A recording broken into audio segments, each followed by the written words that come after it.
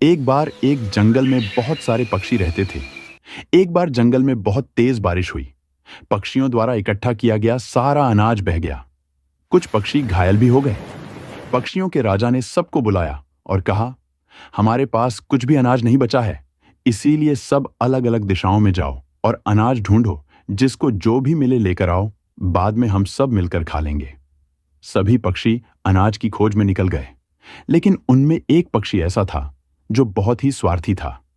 जब वह सड़क की ओर गया तो उसे रास्ते में एक गाड़ी मिली जिस पर बहुत सारा अनाज भरा हुआ था। जब गाड़ी चल रही थी तो उसमें से अनाज गिर रहा था। उसने सारा अनाज खा लिया और सोचा, मैं इसके बारे में किसी को नहीं बताऊंगा, वरना मुझे यह सब उनसे बांटना पड़ेगा। वह वापस अपने जंगल चला गया। जब सभी पक्षियों ने उससे पूछा कि वह क्या लेकर आया है, तो उसने कहा कि मुझे कुछ भी नहीं मिला। वहां जिस दिशा की ओर मैं गया था, वहां पर कुछ भी नहीं है, केवल बंजर जमीन पड़ी है।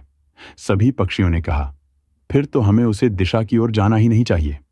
वह पक्षी बहुत खुश हो गया कि अब उसे किसी से भी वह अनाज बांटना नहीं पड़ेगा। अब वह हर रोज उसे सड़क पर जाता और वहां से गुजरने वाली गाड़ियों में से गिरता हुआ अनाज खा लेता और जाकर सबसे बहाना बनता कि उसे कुछ भी नहीं मिला है। लेकिन वह दिन पर दिन मोटा होता जा रहा था।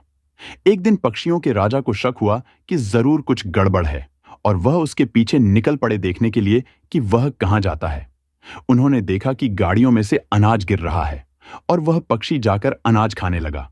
वह जब अनाज खा रहा था तो एक गाड़ी उसकी ओर आ रही थी, लेकिन उसने ध्यान ही नहीं दिया। वह अनाज खाने में इतना मस्त था कि उसने देखा ही नहीं और वह गाड़ी उसे कुचलकर चली गई। तभी पक्षियों का राजा उसके पास पहुंचा। उसे बहुत शर्मिंदगी महसूस हुई।